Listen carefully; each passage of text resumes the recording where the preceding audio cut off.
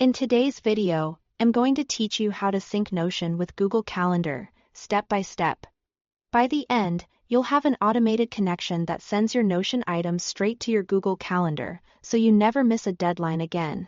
First, head over to Zapier and create an account if you don't already have one. Once you are in, click to create a new Zap. A Zap is simply an automated workflow that connects two apps. Give it a clear name so you can find it easily later. For the trigger, choose Notion as the app, and set the event to New or Updated Database Item. This means the Zap will run whenever you add a new item in your selected Notion database or change an existing one. Connect your Notion account and authorize Zapier to access your workspace. Then pick the exact database you want to watch. Ideally one that has a name field and a date property. If you have multiple date properties, decide which one is your source of truth for scheduling. Zapier will pull in a recent database item so you can see real data as you set things up.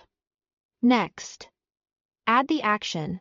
Choose Google Calendar as the app and select Create Detailed Event. Connect your Google account, then choose the calendar where you want new events to appear. This is helpful if you keep different calendars for work, personal, or shared projects. Now map your fields. Link the Notion name to the Google Calendar event title. This keeps your calendar event readable and consistent with your Notion entry. Then map your Notion date property to the start time and the end time. If your Notion date includes a time, Zapier will use it. If it's a date range, the end will come from that range.